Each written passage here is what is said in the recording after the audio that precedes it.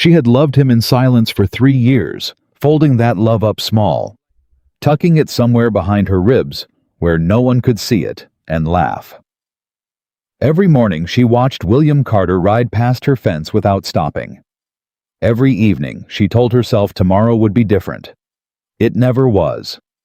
But the morning she finally decided to stop waiting, the morning she pulled on her coat and made up her mind to leave Red Willow forever, his boots hit her porch steps, and everything she had buried came rushing back up. Hey, before we go any further, if you are new here, hit that subscribe button and follow along with me to the very end, because this story is going to take you somewhere you did not expect.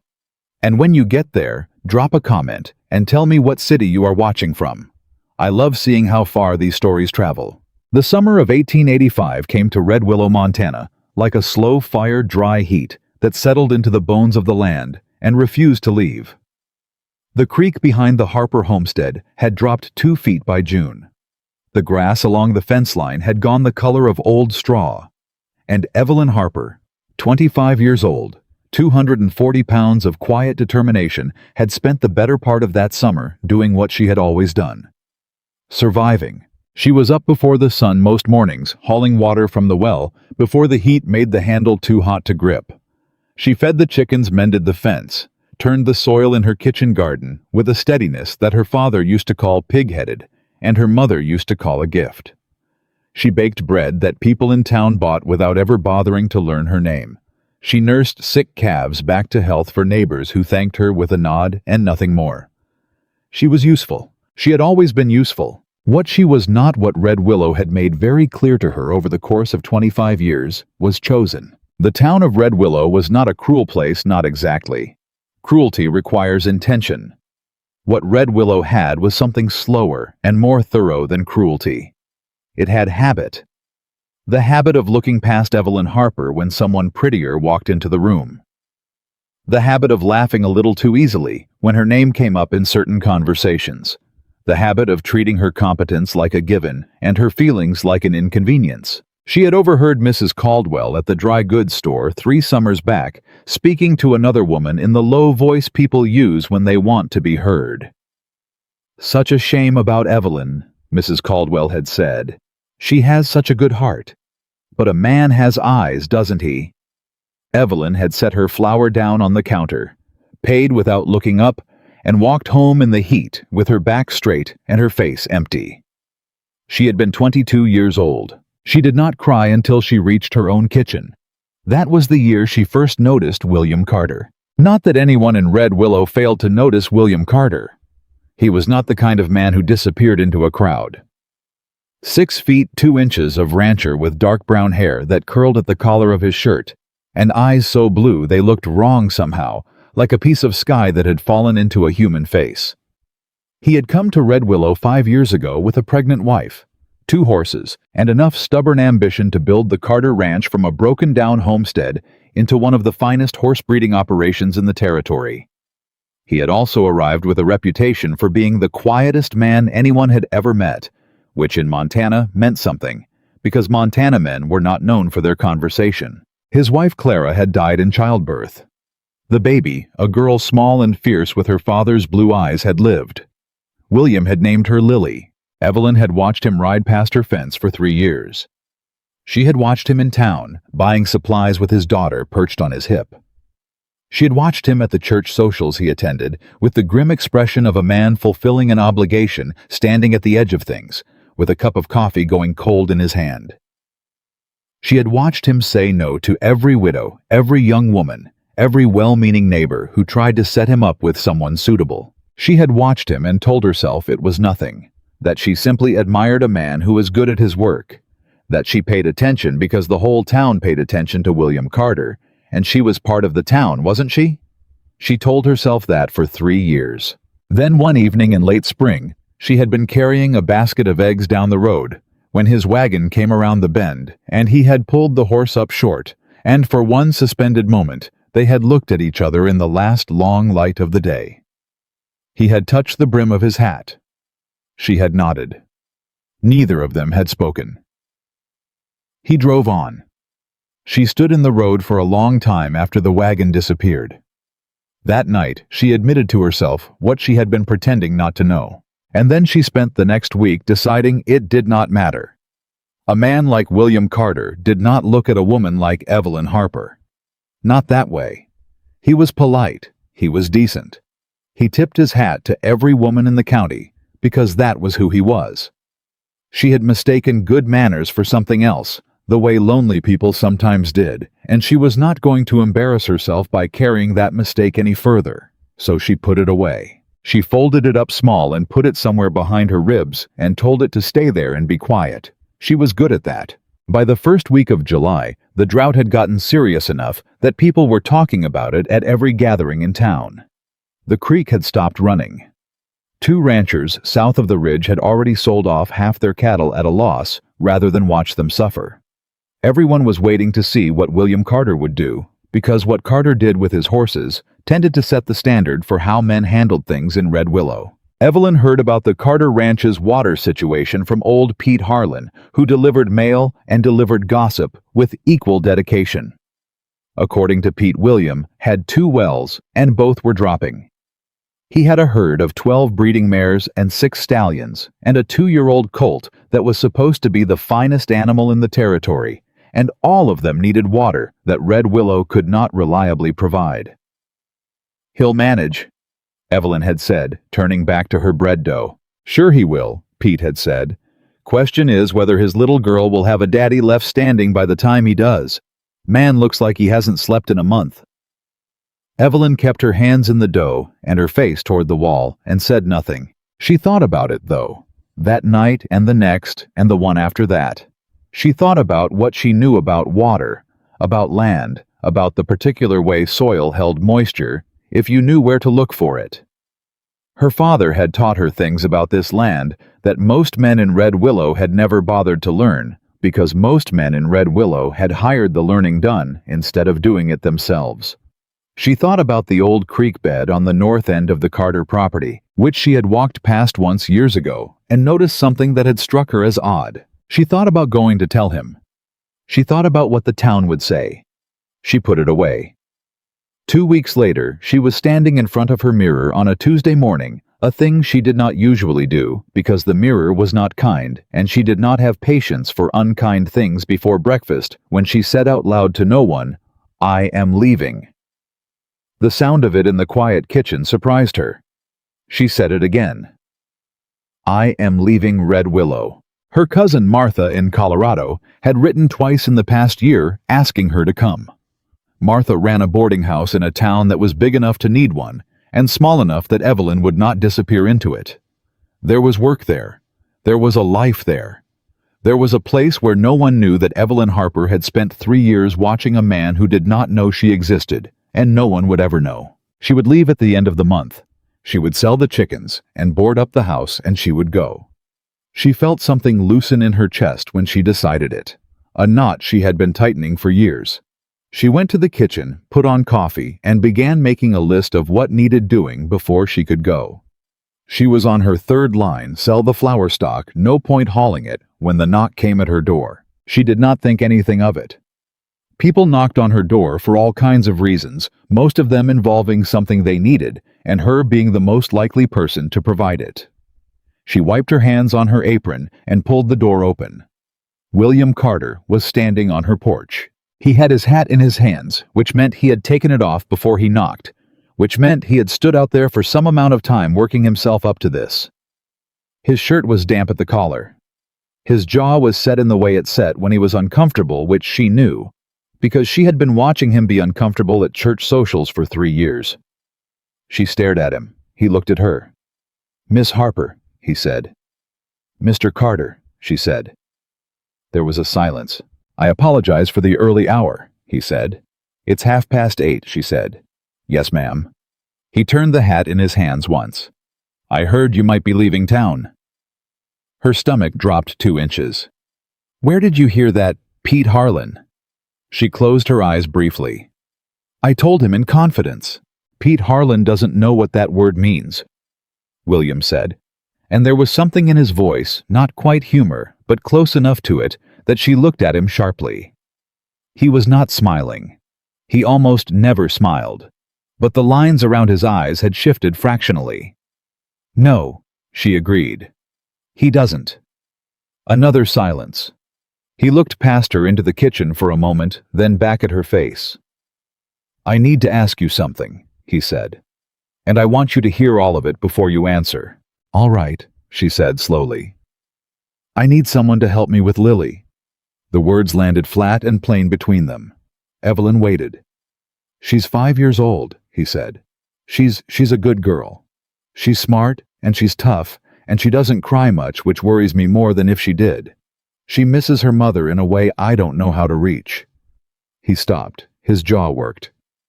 "I know ranching. I know horses. I know how to work this land and how to hold on to it. What I don't know—" He stopped again. "What you don't know," Evelyn said quietly because he seemed to need the help, "is how to make her feel like she's not the loneliest little girl in Montana Territory," he said. The words came out rougher than he'd intended. She could tell by the way he looked away immediately after toward the fence line, as if he regretted the rawness of them. Evelyn held onto the doorframe. Her list sat on the table behind her. Her cousin Martha's letters were in the drawer under the counter. The whole clean possible future she had built in her mind in the past 2 hours was very quiet and very real and very ready. "Mr. Carter," she said, "what exactly are you asking me?" He brought his gaze back to her face. "I'm asking if you'd be willing to come to the ranch," he said. "To live there, to help raise Lily, to be—" He paused with the care of a man choosing a word the way you'd choose a bridge to put your weight on. "A mother to her, of sorts, in whatever arrangement you think is right." Evelyn looked at him for a long moment. "You're asking me to be a housekeeper," she said. "No," he said, and his voice was entirely certain. "I'm asking you to be part of the family." "Why me?" she said. It came out harder than she meant it to. Not angry, just direct. Because she was a direct woman, and she had been soft for long enough. William did not flinch. "Because I've watched you for 3 years, he said. "I've watched the way you handle what this town hands you. I've watched the way you work. I watched you sit with the Brennan boy when he broke his leg and nobody else had the time, and I watched you give Mrs. Whitfield half your garden harvest when hers failed, and you didn't tell anyone about either of those things." He paused. "Lily has had enough of people who say the right words. She needs someone who does the right things." Evelyn's throat was tight. "Half the women in this town would do anything you asked," she said. "I'm not asking half the women in this town," he said. "They'd be better suited." "Miss Harper." His voice was quiet, but it stopped her. "I came to your door, not to anyone else's. I'd be grateful if you'd give me the respect of not arguing me out of my own decision." She stared at him. The morning light was hitting the side of his face. He had a small scar along his jaw that she had never been close enough to notice before. He was looking at her with an expression she could not entirely read. Patient, a little desperate. And underneath both of those things, something that might have been embarrassment at having to ask at all. "You'd have your own room," he said. "Your own space. This wouldn't be. I want to be clear about what I'm offering and what I'm not." "I understand what you're offering," she said. "Then you understand it's honest," he said. "And that I'm asking out of genuine respect, not because you're the last option. You're not the last option. You're the first one I thought of." Evelyn let go of the doorframe. She looked back at her kitchen, at the list on the table, at the window above the sink where she had stood every morning for 25 years watching the same patch of road. She thought about Martha's boarding house in Colorado and how she would go there and be useful and be competent and be invisible and never stand in front of her own mirror and say out loud what she actually wanted. She thought about Lily Carter, 5 years old, smart and tough and not crying, which worried her father more than if she did. She looked back at William. "I'll need to think about it," she said. "I understand. Come back tomorrow." He nodded. He put his hat back on his head, settled it into place with the single practiced gesture of a man who had been wearing hats since before he could ride, and turned to step off the porch. "Mr. Carter," she said.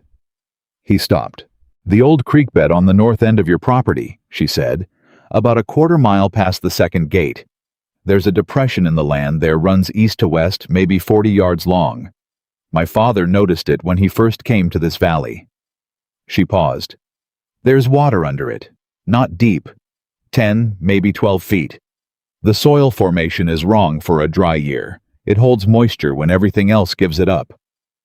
He turned back to look at her. "If you dig a well there," she said, "you'll have water through October." He was very still. "My father never told anyone," she said. "He was saving it, for when he really needed it." She held his gaze. "You need it." Something moved across his face that she could not name. It was not gratitude exactly. It was bigger than that, and quieter than that, and it made the back of her neck warm. "Miss Harper," he said. "Tomorrow," she said. "Come back tomorrow, and I'll have an answer for you." He nodded once, turned, and walked down the path to where his horse was tied at the fence post. She watched him untie the reins, swing up into the saddle, with the ease of a man who had done it 10,000 times, and ride back toward the road. She stood on the porch until he was out of sight. Then she went inside, sat down at her kitchen table, and stared at her list for a long time. She did not add anything to it. She did not take anything away. She just sat there in the morning heat, with her coffee going cold beside her, and tried to figure out how a woman went about being sensible when everything inside her had just decided in the space of a 10-minute conversation on a porch that sensible was the last thing she wanted to be. The week before she moved to the Carter Ranch was the longest week of Evelyn Harper's life. Not because she was afraid, though she was. Not because she was second-guessing herself, though she did that too, in the hours between midnight and 4 in the morning, when the heat was worst and the thinking was hardest.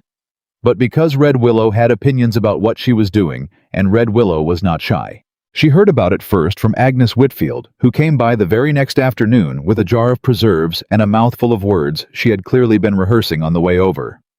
"Evelyn," Agnes said, sitting down at the kitchen table with the careful settling of a woman who intends to stay a while. "I hope you won't think I'm prying."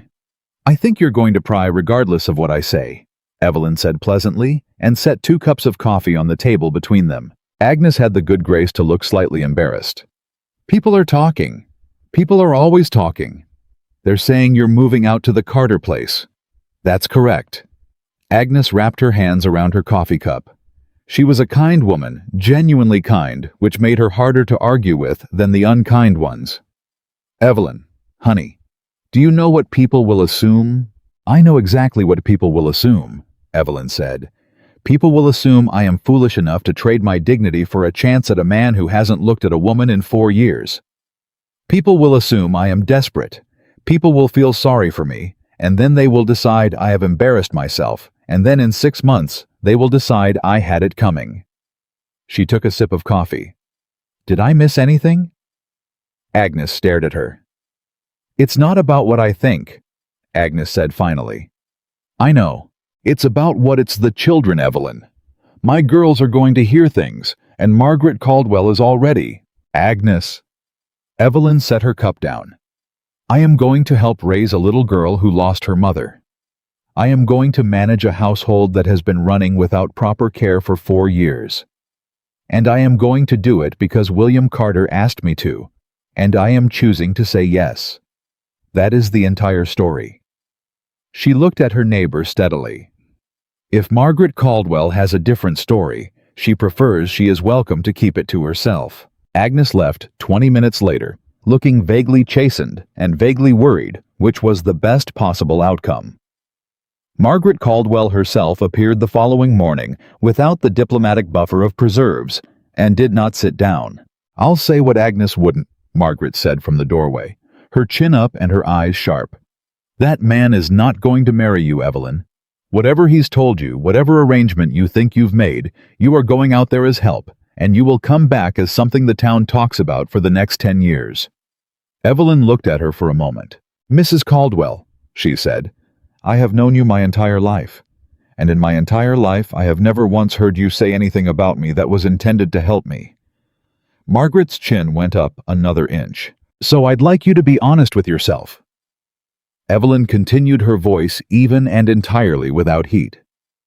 About whether you are here because you're worried about me, or because the idea of me being something other than the woman everyone overlooks troubles you in a way you haven't examined yet. Silence. Good morning, Mrs. Caldwell, Evelyn said and closed the door. Her hands were shaking when she got back to the kitchen. She stood over the sink for a moment, breathing. Then she made herself a second cup of coffee and went back to her packing. She arrived at the Carter Ranch on a Friday morning with 2 trunks, a crate of kitchen supplies that William's pantry was conspicuously missing, and the determined calm of a woman who has made a decision and intends to live inside it without apology. William met her at the gate. He took the heavier trunk without being asked and carried it up to the porch, which she noted. Lily was standing in the doorway. She was smaller than Evelyn had expected. Small and solemn, with her father's blue eyes, in a serious little face, wearing a dress that had been washed so many times the color had gone vague. She looked at Evelyn the way children look at things they are deciding about, thorough, unhurried, entirely without courtesy. Evelyn crouched down so they were at the same level. "You must be Lily," she said. "Yes," said Lily. "My name is Evelyn." "I know," said Lily. "Papa told me." A pause. "He said you know about horses."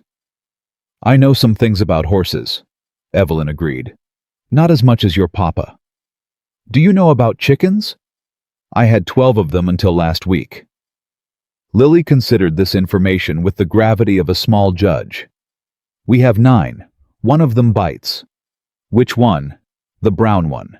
"There's always one," Evelyn said seriously, and Lily's face shifted, not quite a smile, but the edge of one.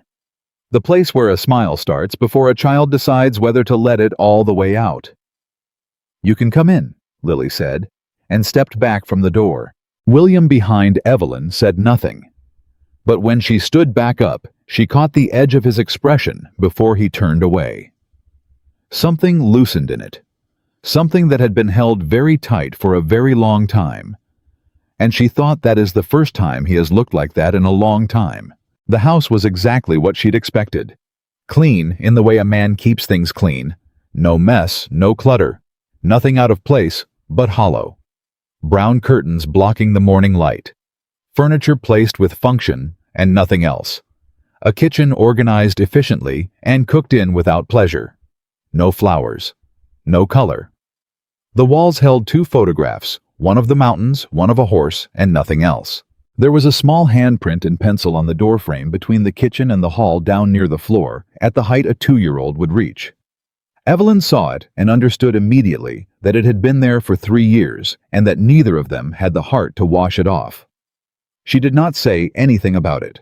She put her crate of kitchen supplies on the counter and began unpacking. "You don't have to do that today," William said from the doorway. "I know," she said. "I'm doing it anyway." He was quiet for a moment. "I'll show you where things are." "I'll find them," she said. "Go do whatever you'd normally be doing at this hour. Lily, will you show me which cupboard has the mixing bowls?" Lily, who had been watching from the hall with her arms crossed, uncrossed them and came into the kitchen. William stood in the doorway for another moment. Then she heard his boots on the porch steps, and he was gone. Lily showed her the mixing bowls. She showed her where the flour was kept and which pot had a loose handle and where her father put the good knife that she wasn't supposed to touch. She showed Evelyn all of these things with the seriousness of a person conducting an official tour, and Evelyn listened to every word as though it were important, because it was. "What do you want for lunch?" Evelyn asked. Lily looked at her with faint suspicion. "Biscuits?" she said, like it might be a trick. "Then go wash your hands," Evelyn said. "You can help me make them." The suspicion shifted into something that was nearly, not quite, but nearly excitement. Lily disappeared down the hall. Evelyn heard the sound of water splashing more water than was strictly necessary to wash 2 small hands. She stood in the Carter kitchen in the quiet of that Friday morning, looked at the brown curtains and the hollow walls, and thought, those are coming down. Not today, but soon. She rolled up her sleeves and got to work. When William came in at noon, the kitchen smelled like fresh biscuits, and there was flour on the table, and on Lily's nose, and on the back of Evelyn's dress, and his daughter was sitting up straight on her stool at the counter with both hands wrapped around a cup of warm milk talking.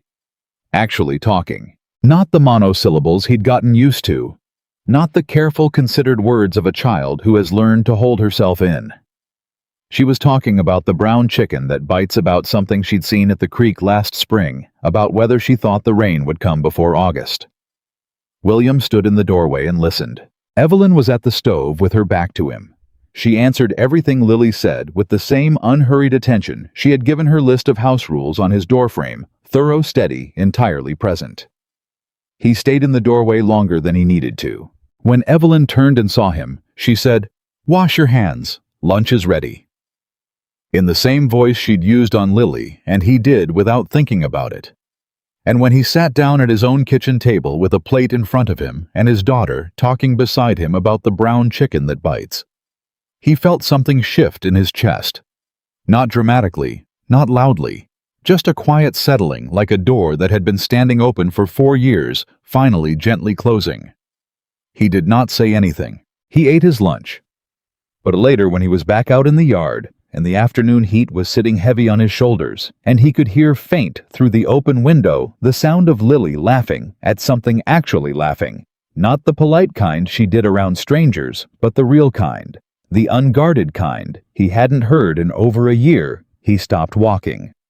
He stood there for a moment in the middle of his yard. Then he put his hat back on and went to work, and he did not let himself think about it any further. Not yet. There would be time for thinking later. For now, there was Lily laughing in the kitchen, and a well 6 feet deep on the north end of his property, hitting water right where Evelyn Harper had said it would, and the smell of biscuits still in the air. For now, that was enough. The second week at the Carter Ranch, Evelyn took down the brown curtains. She did it on a Wednesday morning while William was out with the horses, and Lily was sitting on the kitchen floor, drawing pictures of animals she wanted, but didn't have yet. A rabbit, a spotted dog. Something that might have been a bear, or might have been a very ambitious cat. Evelyn climbed up on the chair, unhooked the first curtain from its rod, and let the morning light in. It hit the kitchen like something had been waiting to enter for years. She stood on the chair for a moment, with the curtain bundled in her arms, just letting it happen, the light spreading across the table and the floor, and landing on Lily's bent head, turning her dark hair warm. Lily looked up. "What are you doing?" she said. "Letting some air breathe," Evelyn said, and climbed down. Lily looked at the window, then at the curtain, then back at the window with the expression of someone encountering something obvious for the first time and wondering why it took this long. "It's brighter," Lily said. "Yes," Evelyn said. "Papa kept them closed." "I know." A pause. Lily looked back down at her drawing. Then, without looking up, Mama picked them out. Evelyn held the curtain against her chest and said nothing for a moment. "Then we'll keep them somewhere safe," she said carefully. "So they're not lost, just not on the windows." Lily considered this. "Okay," she said, and went back to her drawing. Evelyn folded the curtains and put them in the cedar chest at the end of the hall. She did not tell William she'd done it. She found out he'd noticed when he came in for supper that evening and stopped in the kitchen doorway the same way he'd stopped the day she'd made biscuits, that particular stillness he had where everything in him went quiet at once. He looked at the windows, then at the table. Then he sat down without saying anything and ate his supper. But later, when Lily had gone to bed and Evelyn was washing up, she heard him come to stand in the doorway behind her. "The curtains," he said. "They're in the cedar chest," she said. "If you want them back up, I'll put them back." A silence. "No," he said. "Leave them." She kept washing. His boots moved away down the hall. She let out a breath she hadn't known she was holding. That was the thing about William Carter that she was still learning 2 weeks in. He did not say much, but what he left unsaid was often louder than what most people managed with a full sentence. She had to learn to read the silences, the short ones that meant he was thinking, the longer ones that meant he had something he wasn't ready to say yet, and the very still ones that meant something had reached him somewhere he hadn't been ready to be reached. She was getting better at it. She wasn't sure if that was good or dangerous, possibly both. The town of Red Willow made its position clear inside the first month. She had gone in on a Thursday for supplies. She was at the dry goods counter when she heard it, two women far enough away that they thought she couldn't, or perhaps close enough that they didn't care. 3 weeks, the first voice said, pitched low and satisfied. 3 weeks, and she's already settled in like she belongs there. Did you see her at church? The second voice. Margaret Caldwell, recognizable without turning around. Sitting right next to him with the little girl on her lap, bold as anything. What do you expect? She's been angling for that man for years. Can't blame her, I suppose. What else was she going to do? Evelyn set her flower down on the counter with a precise, controlled movement that did not betray anything. She looked at Mr. Hartley behind the counter. He was studying the inventory ledger with the focused attention of a man who is pretending very hard not to have heard. Mr. Hartley, she said pleasantly, could I also get a pound of baking soda? He got her the baking soda. She paid. She walked out. She made it to the wagon before she sat down and pressed both hands flat on her thighs and breathed, in and out, measured, steady. She had predicted this, had told Agnes the whole of it before she ever set foot on Carterland. Being right did not make it easier to hear. She picked up the reins and drove home. She did not tell William about it. There was no reason to. He was dealing with enough. What she did not anticipate was that William would find out anyway. It happened on a Saturday at the feed store. Tom Bassett was 28, broad-shouldered, and had spent most of his life assuming that a winning smile was the same thing as good character. He saw her come in and leaned against the counter. "Well," he said. "Miss Harper, haven't seen you in town much lately."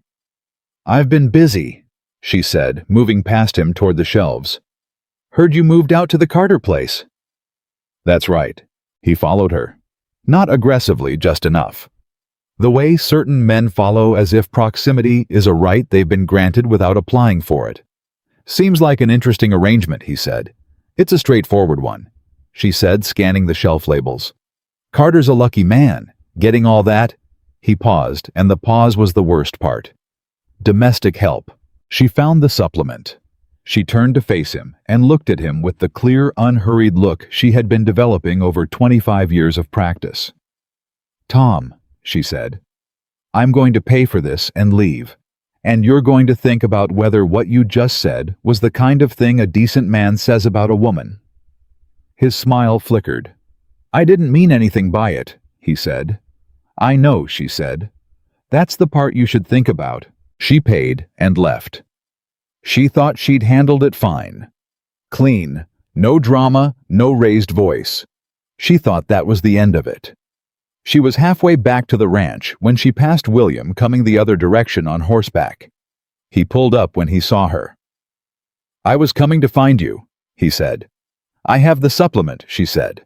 "The gray mare should be better in 3 days." "I know." He looked at her steadily. "I heard what Bassett said to you." Her hands tightened on the reins. "From who?" "Hartley's boy was in the store. He told his father. His father told me." She held his gaze. "It's fine," she said. "It isn't," William said. "I handled it."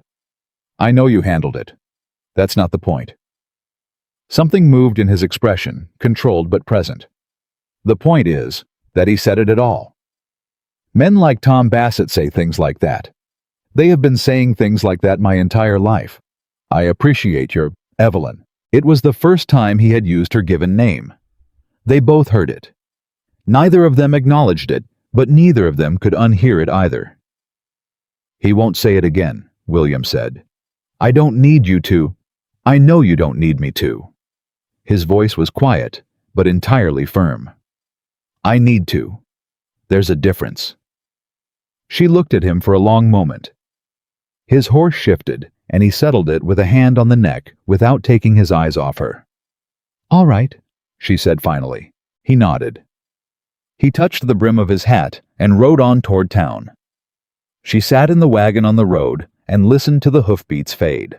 She was not used to that, being defended. Not because people hadn't seen her hurt before they had plenty of times, but because when they saw it, they generally looked away. It was more comfortable that way. Easier for everyone if Evelyn Harper was tough enough to handle things herself, which she was, which meant people let her. William Carter was not interested in letting her. She was not sure yet whether that terrified her or undid her. Probably both. She picked up the reins and drove home. Lily called her mama for the first time on a Thursday 5 weeks in. There was no ceremony to it. They were in the garden, Lily crouching in the dirt turning over rocks to look for beetles.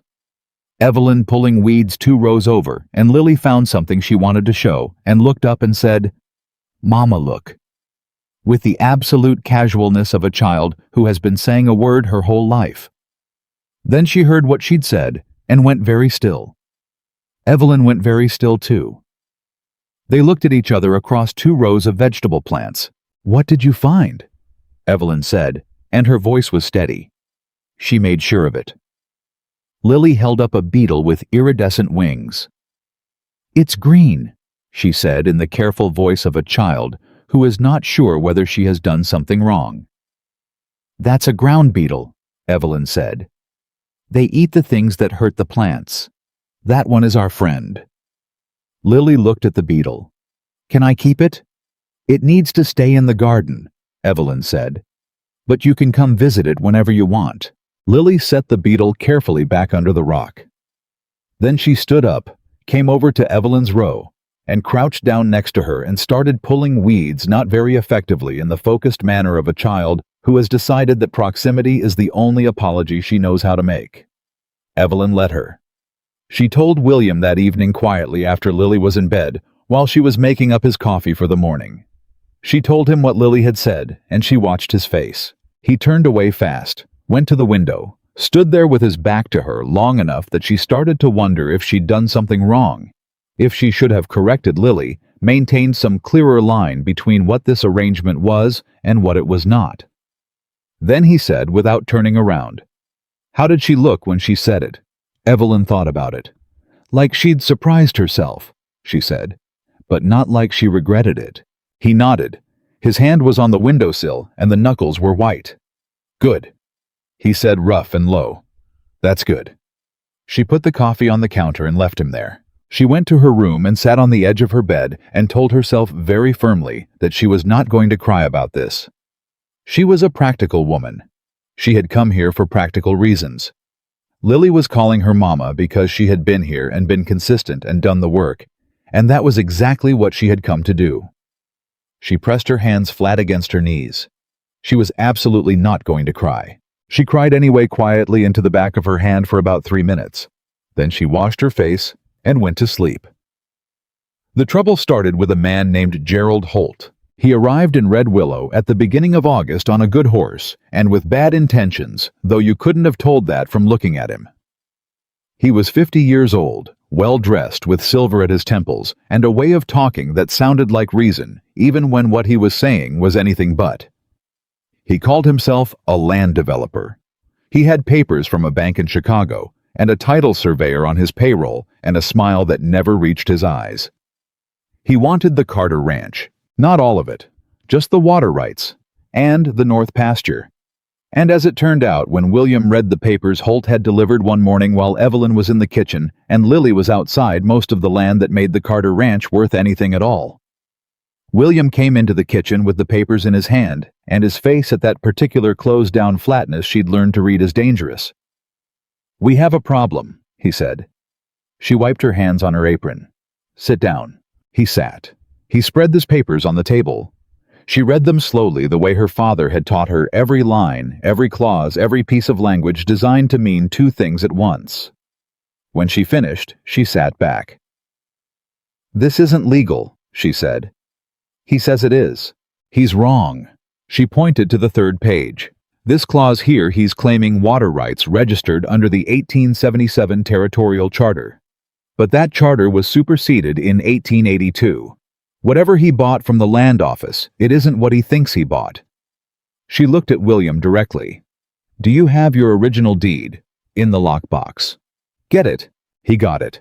She spent the better part of an hour with both documents on the table, and she felt his eyes on her while she read, but kept hers on the pages, because there wasn't time for anything else, and also because the way he was watching her made it difficult to think clearly. He can't take the North pasture, she said finally.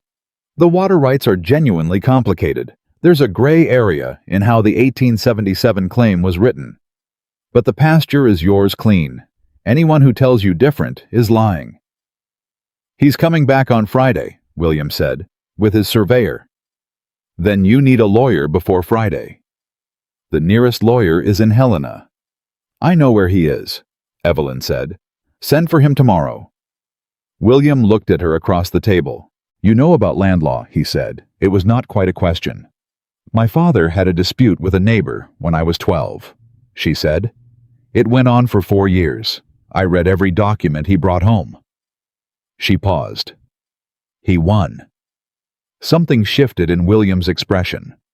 Not surprise exactly, more like the look of a man who keeps finding rooms in a house he thought he knew. I'll send for the lawyer tomorrow, he said. Good. She began stacking the papers. And don't meet with Holt alone. I want to be there. He was quiet a moment. That's not... William. She looked at him directly. I know what I just read. You need someone in that room who knows what he's actually claiming versus what the law actually says. That's me. She held his gaze. Or you can go in alone and let him talk you into something with the right-sounding words. Another silence. Friday, he said. You'll be there. Yes, she said. He nodded and picked up the papers. At the door, he stopped. Evelyn, he said. She looked up. Thank you, he said. Plain and direct, the way he said everything. You're welcome. She said the same way. He left. She sat at the kitchen table in the quiet and listened to Lily outside calling to the chickens, and thought about the fact that in 6 weeks this ranch had stopped feeling like an arrangement she had walked into, and started feeling like something she was building. That was a frightening thought. She got up and started on supper. Gerald Holt came on Friday as promised with his surveyor and 2 men. She didn't like the look of the kind who stand slightly behind their employer and watch everything without saying anything. Holt walked into the yard and looked at the ranch the way men look at things they have already decided to own. He saw Evelyn standing on the porch next to William, and his eyes moved over her with the specific kind of dismissal she had been receiving her entire life, the fraction of a second, where he registered her, categorized her, and decided she was not relevant. He shook William's hand. He did not acknowledge her. Mr. Carter, he said, I think once you've reviewed the documentation properly, you'll see the situation is quite clear. Mr. Holt, William said, this is Miss Harper. She manages the ranch. Holt looked at her, then recalibrating. Ma'am, he said. Mr. Holt, she said, we've had a chance to review your documentation. That's excellent, he said with the patient tone of someone who does not expect this to take long. The 1877 water claim, she said. The one you're basing your rights argument on. Were you aware it was superseded under the 1882 Territorial Amendment Section 9, which redefined boundary conditions for pre-settlement water claims? A short silence. I'm sure there may be some nuance, Holt said carefully. There is no nuance, she said. The claim was superseded, which means what you purchased from the land office in April was a document with no legal standing. She looked at him with the same even directness she had given Tom Bassett. We'd like to know who sold it to you because that's a conversation for the territorial court, not for this porch. Holt looked at William. William looked back at him. The lady seems to know her documents, Holt said, and the word lady came out with the weight men put on it when they mean something less complimentary. She does, William said. His voice was very quiet. And she speaks for this ranch. Something shifted in Holt's face. The pleasant surface cracked and underneath was something harder. Mr. Carter, he said, I'm prepared to offer you a fair price for the north pasture alone, given the drought. No, William said. "The drought will get worse before—" "We have water," William said.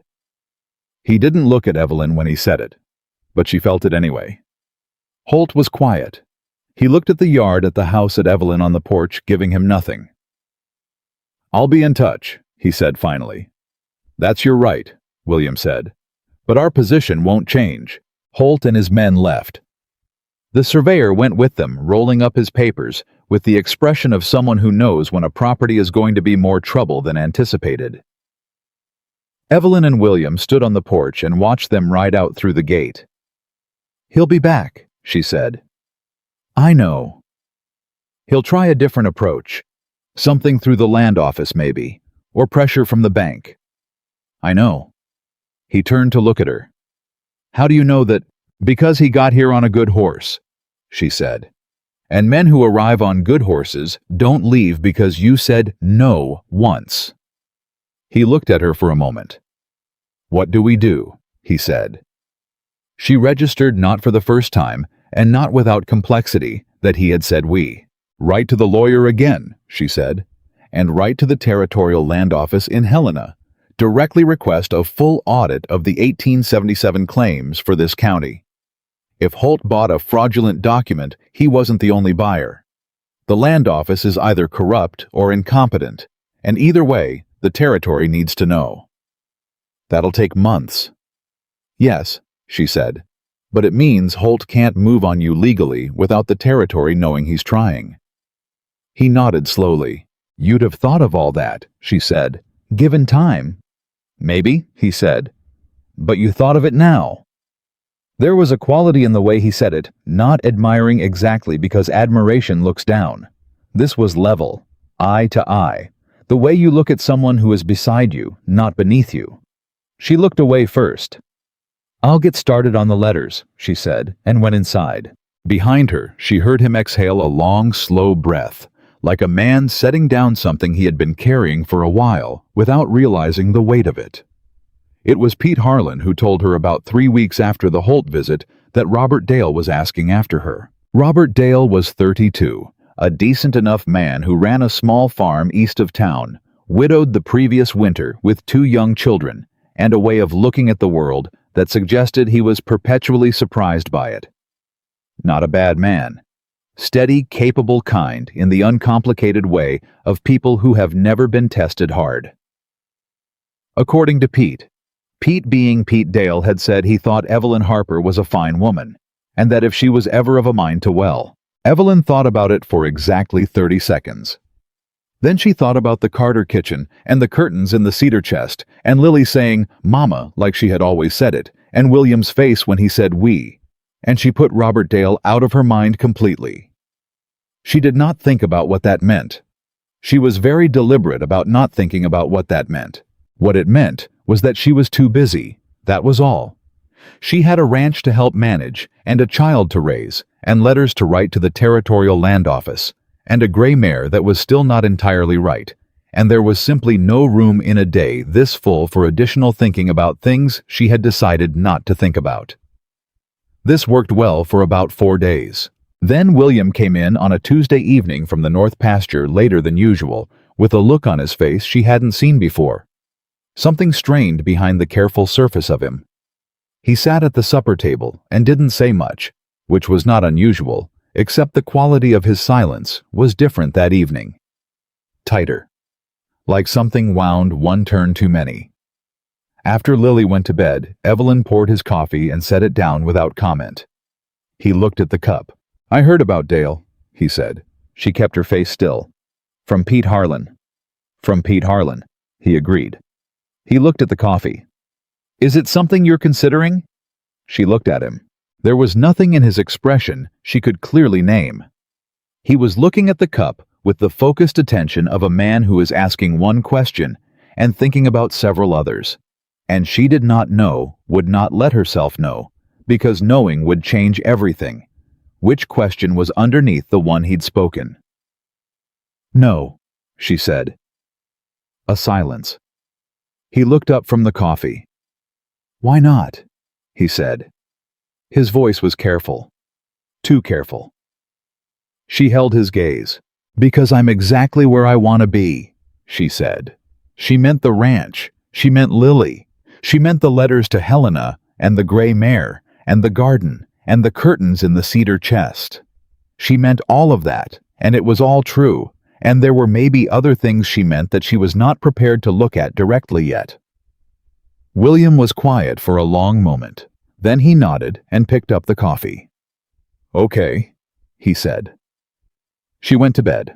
She lay in the dark for a long time, listening to the sounds of the house settling, the horses shifting in the barn, an owl calling past the tree line.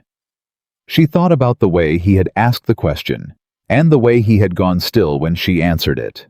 She thought about the word "okay" and what it meant when a man like William Carter said it in a voice like that. She thought about it for a long time. She came to no conclusions. She was not ready for conclusions.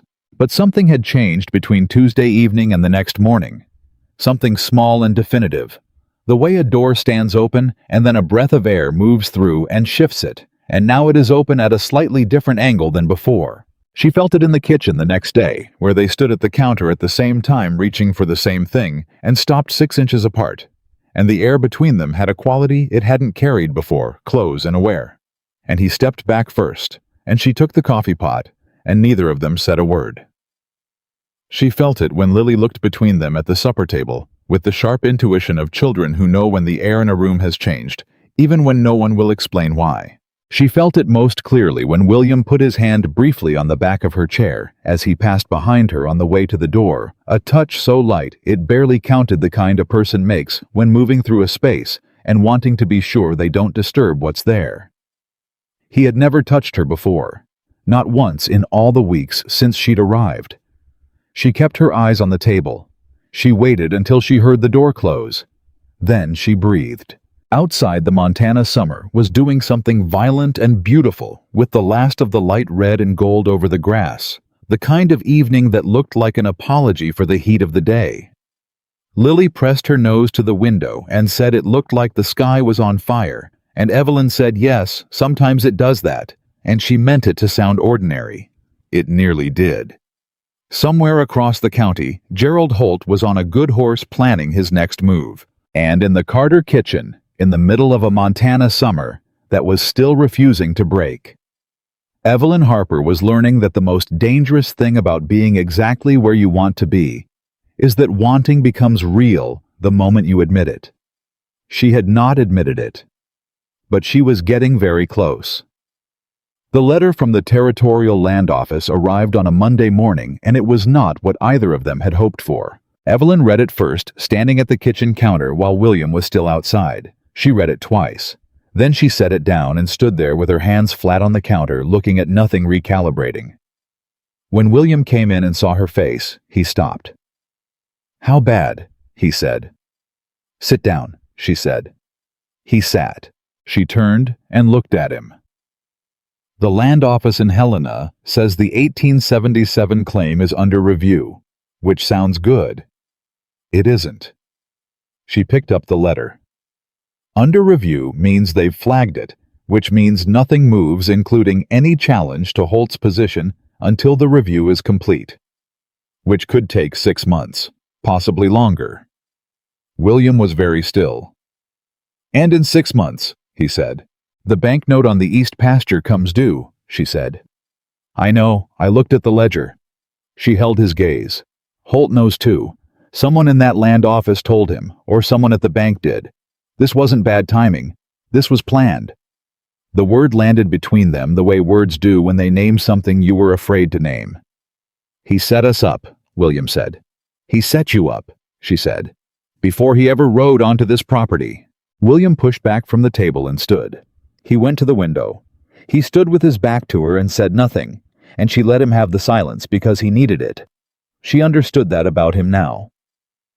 He processed things, in quiet, the way other men processed them out loud, and if you rushed him, you got the surface, and not what was underneath. She waited.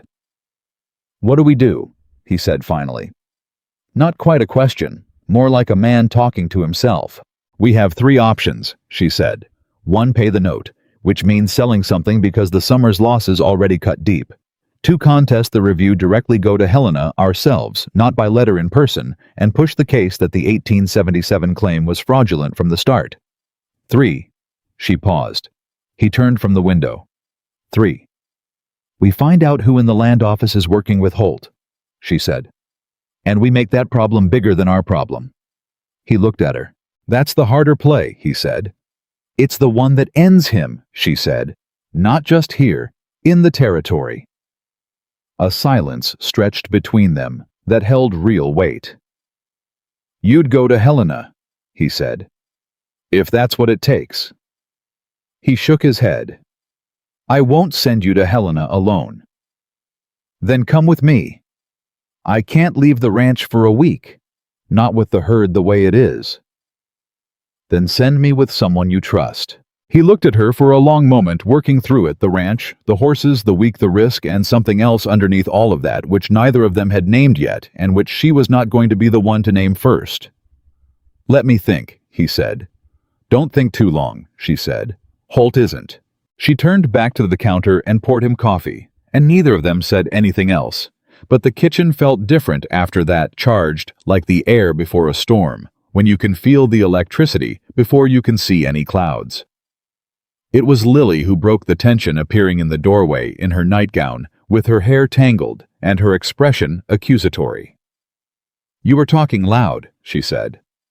We were having a discussion, Evelyn said. About what ranch business, William said. Lily looked between them with the sharp assessment of a child who has lived alone with one adult long enough to know exactly what that face looks like when something is wrong. Is someone trying to take our ranch? She said. A short silence. Someone is trying, William said carefully. We're not going to let them. Lily looked at Evelyn. Are you going to help? Yes, Evelyn said. Lily nodded, satisfied, and went to get dressed. William watched her go. She trusts you more than she trusts me right now, he said, stating a fact, not wounded by it. She trusts you completely, Evelyn said. She just thinks I'm better at problems. Something moved at the corner of his mouth, the almost smile she had learned to watch for. She's not wrong, he said. Gerald Holt came back that Thursday. He did not bring the surveyor this time. He brought one man, tall, well-dressed, with the stillness of someone hired not to speak, but to be present. Evelyn saw them ride up from the kitchen window, and she untied her apron and hung it on the hook and walked out to the porch before William had finished crossing the yard. She was there when Holt dismounted. He saw her, and something happened in his eyes. A flash of recalculation, quick and controlled, and then his face smoothed back into its professional pleasantness. Miss Harper, he said. Mr. Carter. Mr. Holt, William said. He did not move to shake his hand. I wondered if we might talk, Holt said, addressing William, positioning his body to exclude her without technically turning his back. Man to man, some things are better discussed privately. Miss Harper stays, William said. Holt smiled. Of course. He turned to her, and his voice shifted, not threatening, nothing so obvious, just the measured tone of a man trying a different approach. Miss Harper, I understand you've been looking into the legal background of my claim. That's right, she said. Smart woman, he said. But I wonder if you've considered your own position here. She looked at him steadily. My position, she said. You're not family, Holt said pleasantly. You have no legal standing on this property. Whatever Mr. Carter has told you about your role here, the fact is that when this ranch changes hands, and it will one way or another, your arrangement ends. He paused. I'm not trying to be unkind. I'm trying to be practical. There may be a place for you at the new operation. I'd be happy to. That's enough. William's voice cut across the yard, quiet and absolute. Holt stopped. You came here to threaten her, William said. In front of me, on my land. He stepped forward one deliberate step, positioning himself between Evelyn and Holt in a way that was entirely clear in its meaning. That tells me everything I need to know about how confident you actually are in your legal position. Holt's pleasant expression held, but the warmth went out of it. "I came here to offer a settlement," he said. "Your settlement involves land that isn't yours to offer," William said, "and your legal claim is built on a document that won't survive territorial court scrutiny. You know that. That's why you're standing in my yard trying to frighten a woman instead of talking to a lawyer." Silence. Evelyn stayed exactly where she was, slightly behind William's right shoulder, and said nothing. This was his moment, and she knew it. Holt looked at her over William's shoulder. "You have a good advocate," he said, and the word advocate came out with a specific contempt meant to diminish without being outright rude. "I don't need an advocate," she said. "I have the law on my side. That's different." Holt held her gaze for a moment. Then he turned back to William. "You'll reconsider," he said. "When the note comes due, you'll reconsider." "Get off my land," William said. Holt went. They stood on the porch and watched until the horses were through the gate. Then William turned to look at her, and she saw something in his expression she had not seen before. Not anger, and not the professional steadiness he usually wore. Something rawer than both. "He was trying to frighten you into leaving," he said. "I know what he was trying," she said. "Did it work?" She looked at him directly. "No," she said. He nodded. His jaw was still tight. He looked at the gate where Holt had gone. "He's going to try again," William said. "And next time, it won't be a conversation." "I know." "Evelyn." He turned to face her fully, and the rawness was still there, unmistakable. "I need you to understand something. Whatever he said about your position here, about legal standing." "William," she said quietly. "No, let me say it." He stopped, took a breath. "Whatever the law says about arrangements and property rights and what's formal and what isn't, that's not how I see what you are here. That's not how Lily sees it. I need you to know that." The morning was very still around them. "I know," she said, steadier than she felt. "Do you?" he said. She held his gaze. "Yes," she said. "I know." A silence. He looked at her a moment longer, then looked away, pulling the professional steadiness back on deliberately, one layer at a time. "We need to move faster on Helena," he said. "I'll have the letter ready by tonight," she said. "Not a letter." He looked at her. "I'm going. I'll find someone to stay with the herd. I'll go myself." "That'll take 10 days. "I know." "What about Lily?" He was quiet. "She stays here, with you." He said it without making it a question, which she understood was its own kind of answer to something that had not quite been asked yet. "All right," she said. "Will you be okay with Holt?" "I will be fine," she said. "Go to Helena. End this." He nodded. He looked at her once more, then went inside to start making arrangements. She stood on the porch alone and pressed her fingers briefly against her sternum, where something had gone tight, and told herself it was just the situation, the stress of the ranch, the weight of all of it. She was mostly convincing. William left for Helena on a Saturday. He gave her a list of things about the ranch which horses needed, which fences were weak, what to do if the gray mare went off her feet again. She listened with her arms crossed and her expression patient, and when he was done she said, "I know the ranch." He stopped. "You're right," he said. "You do." He was saddled and ready when Lily appeared on the porch in a state of visible distress. Arms crossed tight, chin jutted forward in the way she had when she was trying hard not to cry. "How many days?" Lily said. 10, William said. "Maybe 12. "That's a long time." "I know, sweetheart." "What if something happens?" "Evelyn is here," he said. "She knows everything that needs doing." Lily looked at Evelyn.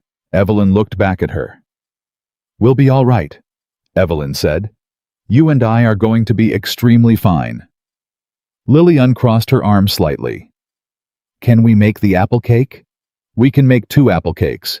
Papa doesn't like apple cake," Lily said with the specific satisfaction of a child renegotiating the terms of a situation she doesn't control. "Which is convenient," Evelyn said, "because he won't be here." Lily's chin came down from its defensive angle. Not a smile, but close. William looked at Evelyn over Lily's head with an expression she felt rather than analyzed something warm and complicated, and then he touched the brim of his hat and turned his horse for the road. They watched him ride out. Lily stood next to Evelyn on the porch, with her shoulder barely touching Evelyn's arm, not leaning just close, and Evelyn did not move away. "He'll come back," Lily said. "He will," Evelyn said. "He always does." She did not know if that was technically true. She said it anyway because Lily needed to hear it, because she needed to believe it herself. The first 3 days without William were manageable. Evelyn ran the ranch the way she ran everything methodically, without fuss, attending to what needed attending, and letting the rest wait in order. The hands had been cautious of her at first, the way ranch hands are cautious of any woman who shows up and starts managing things. But she had given them clear direction without changing her mind, and that in the working world of men turned out to be enough. On the 4th day, the brown chicken bit her. She stood in the yard with her bitten finger pressed against her palm and looked at the brown chicken. And the brown chicken looked back at her with the absolute moral confidence of a creature that has never once questioned its choices. "I respect you," Evelyn told the chicken, "and I also strongly dislike you." The chicken said nothing and went back to pecking. Lily, who had witnessed this from 6 feet away, laughed out loud.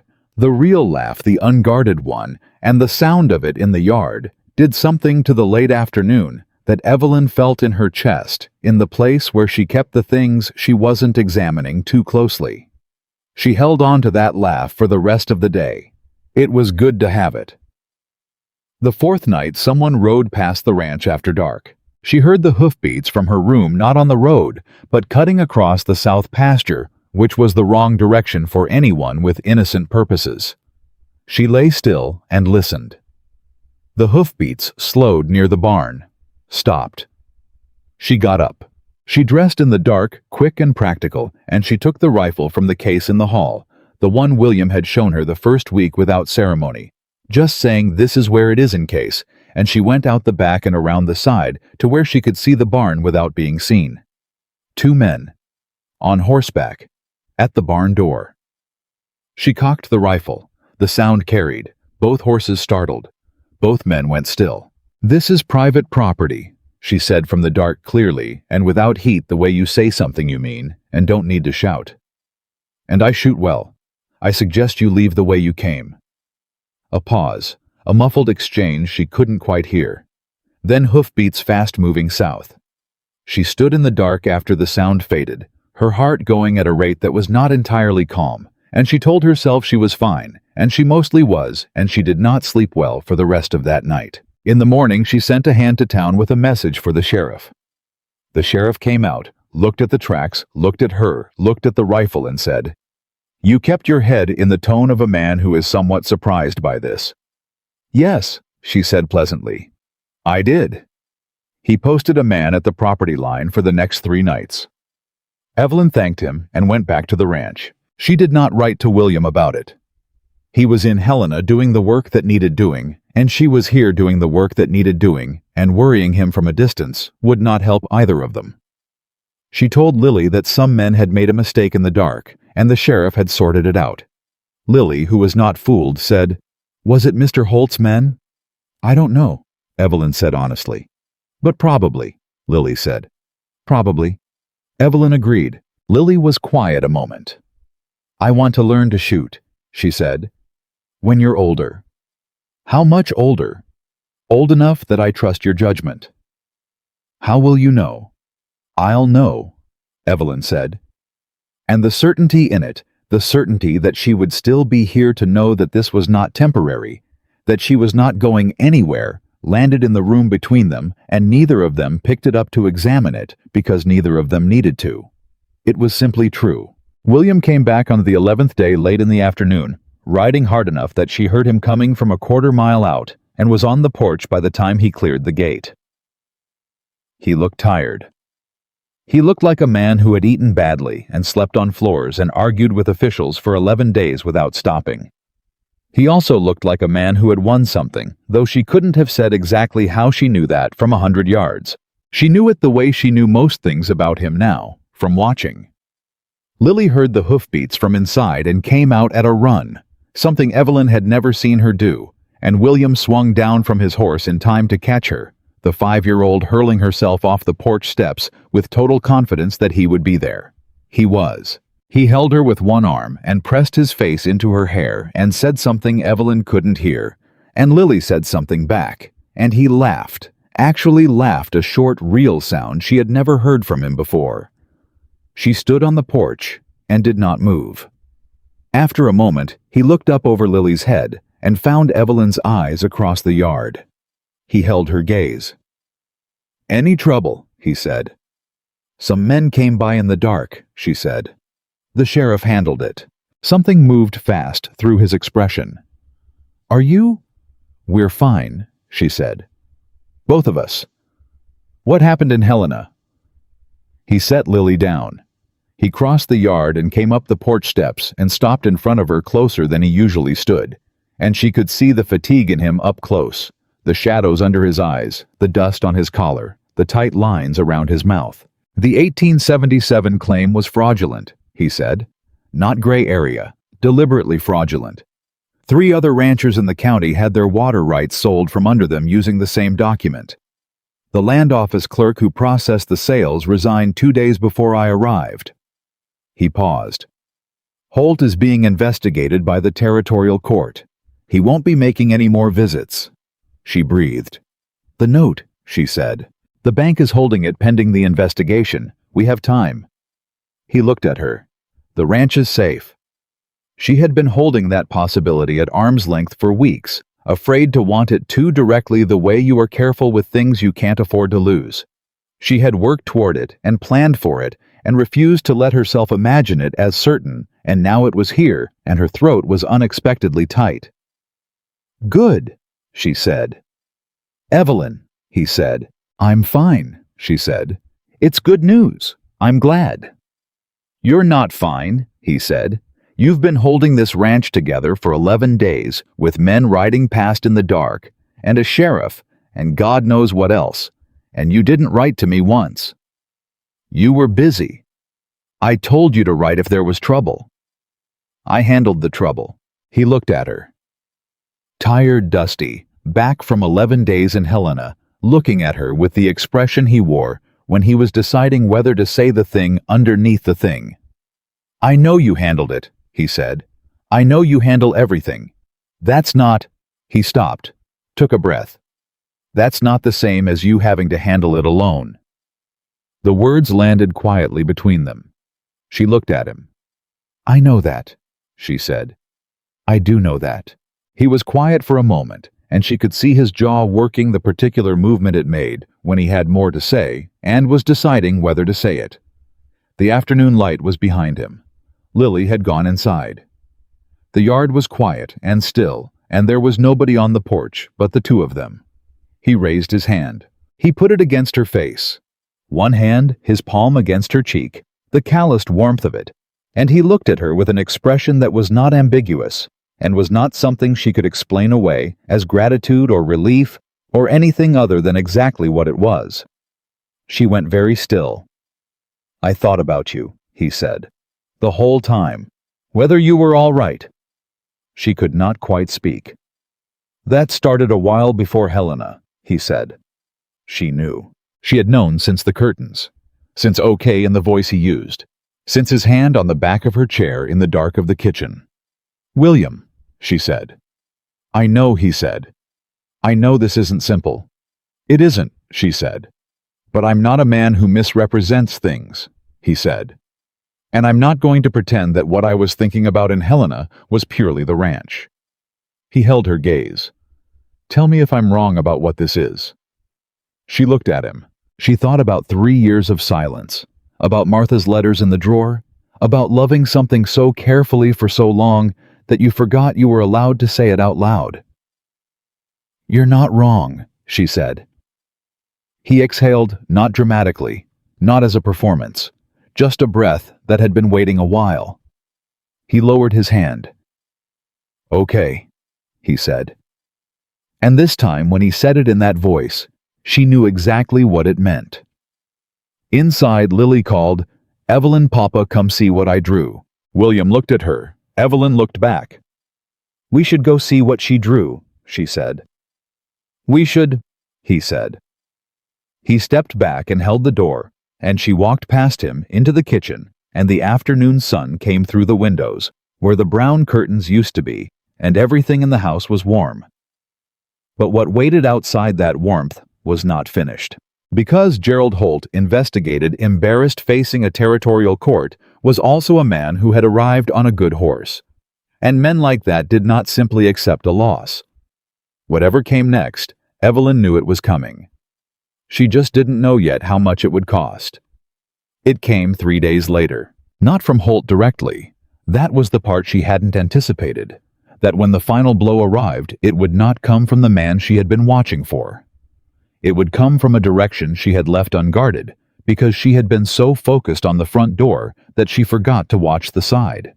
It was Agnes Whitfield who brought it to her, and Agnes had the decency to look sick about it. She arrived on a Tuesday morning while Evelyn was in the garden with Lily, and she came through the gate with her hands clasped in front of her, and the expression of a woman carrying something she wishes she didn't have to carry. "Agnes," Evelyn said. She straightened up. Something in her went on alert at the look on Agnes's face. "I need to speak with you," Agnes said. She glanced at Lily. "Privately." Evelyn looked at Lily. "Go check on the chickens for me." Lily went, casting one sharp glance back over her shoulder that said she knew this was the kind of thing adults said when they wanted children out of earshot. Agnes waited until Lily was gone, then she opened the small bag she'd brought and took out a folded piece of paper and held it out. Evelyn took it. She read it. She read it again. It was a formal petition. Signed by 11 people in Red Willow, she recognized every name. Some of them people she had nodded to in church for 20 years. The petition was addressed to the territorial court reviewing Gerald Holt's land claim, and it stated in careful and precise legal language that Evelyn Harper's presence at the Carter Ranch constituted a disreputable arrangement, that her influence over William Carter and his minor child was of a morally questionable nature, and that the court should consider whether a man involved in such an arrangement was a reliable witness in any territorial proceeding. She read it a third time, then she folded it and held it. "Who organized this?" she said. Her voice was entirely steady. Agnes looked at the ground. "Margaret Caldwell started it.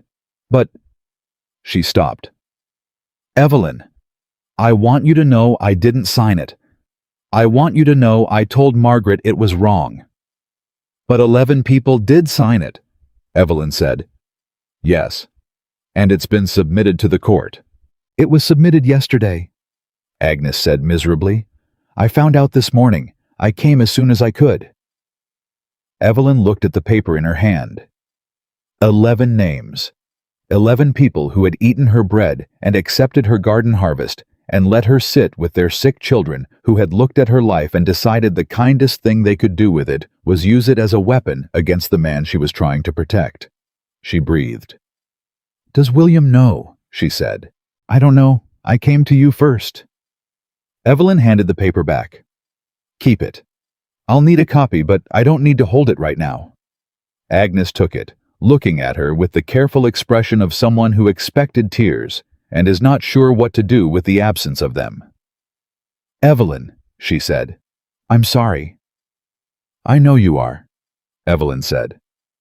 "Thank you for coming." She turned back to the garden. "I need to think." Agnes left. Evelyn stood in the garden for a moment with her hands at her sides, and her heart doing something slow and deliberate that was not quite grief and not quite anger, and was mostly just the particular weight of being exactly who she had always been, and having it used against her anyway. She went inside. She washed her hands. She started a pot of coffee because her hands needed something to do while her mind worked. She was still at the stove when William came in from the barn. He took one look at her face and said, "What happened?" Not a question. He had learned to read her the way she had learned to read him, that went both ways now. What they had built in these months was a mutual literacy, each of them able to read the other in the small ways that mattered. She told him about the petition. flatly without softening it, because softening it would have been a kind of disrespect toward both of them. He went very still while she talked. When she finished, he said nothing for a long moment. Then he crossed the kitchen, took the chair across from her, and sat with his hands flat on the table. "This was Holt," he said. "Probably. Margaret Caldwell has her own reasons, but the timing is Holt's. He can't fight the territorial court directly anymore, so he's trying to discredit the witness testimony by going after the people around me." "Yes," she said. He looked at her. "The petition says the arrangement is disreputable," she said. "Yes." His jaw went tight. "Evelyn," he said. "It's all right," she said. "It is not all right." "I know it isn't," she said. "But it is what it is, and what it is a problem we have to solve. So let's solve it." He looked at her with the expression she had come to know as his particular kind of frustration, not directed at her, but at the gap between what he wanted to say and what he thought he had the right to say. "I could—" He stopped. "What?" she said. He looked at the table. "I could fix this," he said. "If you'd let me." She understood what he meant. They had both understood it since the porch, since "you're not wrong" and "okay" in that voice. There was a direction this was going, and they both knew it, and neither of them had said it plainly yet. She was quiet for a moment. "William," she said carefully, "I won't have you marrying me to solve a legal problem." He looked up. "That's not what I'm saying." "Isn't it?" "No." His voice was firm. "I'm saying I want to. I'm saying I have wanted to for a while, and this," he gestured at the invisible petition, "this gives me a reason to say it out loud before I'd planned to." He held her gaze. "Those are different things, Evelyn. I need you to know they're different." She looked at him across the table. The kitchen was quiet. Outside, she could hear Lily arguing mildly with the brown chicken, which meant the world was still turning, and everything beyond this room was continuing as normal. And in here, there was just the two of them, and the question he had put on the table, and the answer she had not given yet. "Do you love me?" she said. "Or do you need me?" He did not look away. "Both," he said. "Is that not allowed?" She almost smiled. "Tell me which came first." He thought about it. He was honest enough to actually think about it, which was one of the things she stopped that thought. "I needed you first," he said. "For Lily, for the ranch. I won't pretend otherwise." He paused. "But somewhere between the curtains and the first time you told me something I didn't want to hear, and were right somewhere in there, it became something else." He looked at her directly. "I think about you when you're not in the room. That's not need. That's something different." She breathed. "I have loved you since the road," she said. "The evening with the eggs. When you touched your hat." Something moved in his expression, startled at the plainness of it. She had never been a woman who made people guess. "That was 3 years ago," he said. "Yes," she said. "You never." "What would I have said?" she said. "You were grieving. I was—" She paused. "I was the woman nobody looked at twice, and you were the man everyone looked at all the time, and I had enough self-respect not to humiliate myself." He was quiet for a long moment. "I should have looked sooner," he said. "You weren't ready sooner," she said. "Neither was I, really. I think I needed to know I could run this ranch first. I needed to know that I wasn't loving you because you were the first person who treated me like I was worth something. I needed to know I was worth something already." He looked at her with the steady, level gaze she had come to trust more than any words. "You always were," he said. "I know that now," she said. He reached across the table. He put his hand over hers, the same warmth she had felt on her face on the porch, and he said, "Marry me. Not because of the petition. Not because of Holt. Because I want you here for good. And I want Lily to have what she's already calling you. And because—" He stopped, and the honesty in him was almost painful to look at. "Because I have been lonelier than I knew how to say, and you walked into this house and it stopped." She looked at his hand on hers. She had told herself she would be sensible. that she had learned to want things carefully in proportion without excess. She had told herself that for 3 years while she watched him ride past her fence, and for 5 months while she lived in this house and did not let herself name what was growing. "Yes," she said. He looked at her. "Yes," she said again because she wanted to hear the word out loud in her own voice, wanted to feel what it was like to say yes to something she had been saying no to in the dark for so long. He turned her hand over and held it properly, fingers laced, and he didn't say anything for a moment, and neither did she, and it was the best silence she had ever sat inside. Lily came in from outside with the air of a child who has been listening at the window, saw them at the table, and said, "Are you getting married?" Evelyn looked at William. William looked at Lily. "Yes," he said.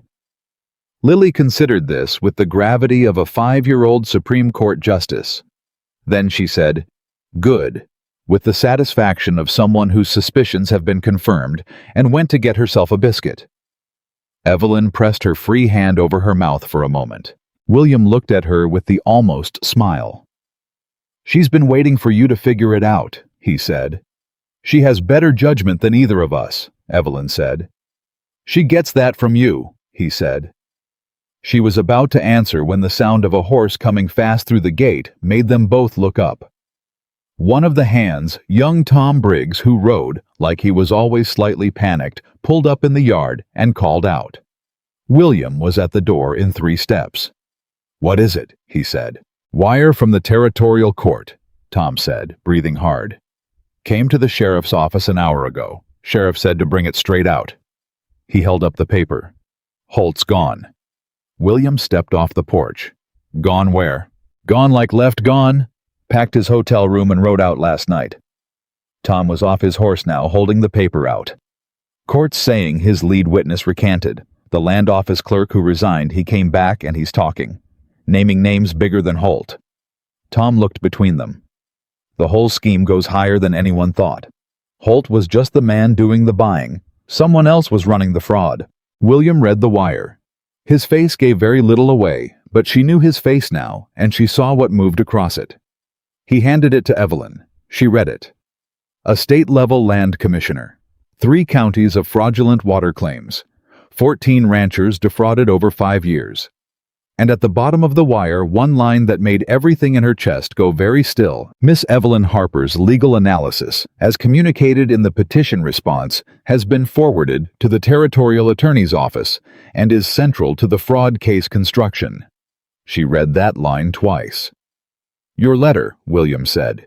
"The one you drafted challenging the petition. The legal argument you made about the 1877 supersession. The attorney used it," she said.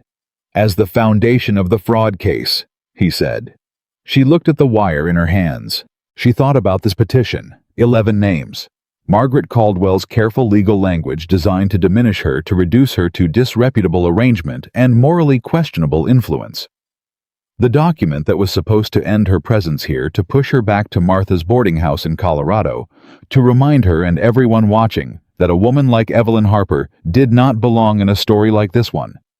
That document had reached the territorial attorney. The attorney had read her response to it. And the legal argument she had built alone at the kitchen table at 11 at night, while William was in Helena and Lily was asleep, had become the architecture of the largest land fraud case in the territory's history. "Evelyn," William said. She looked up. "You built the case," he said. "I wrote a letter defending myself," she said. "You built the case," he said again, and there was something in his voice that was beyond pride, beyond admiration, the sound of a man who has understood something for the first time and cannot believe how long it took him. She folded the wire and handed it back. "We need to write to Agnes Whitfield," she said. "She deserves to know the petition is moot. And we need to write to the court confirming your cooperation with the fraud investigation." She paused. "And we should probably write to Margaret Caldwell." "Why?" William said with the flat edge of a man who did not feel charitable. "Because she signed a petition that helped break open a 5-county fraud case," Evelyn said. "She ought to know she did something useful by accident. Tom Briggs was still standing in the yard, looking between them with the expression of someone who has arrived in the middle of something he does not entirely understand.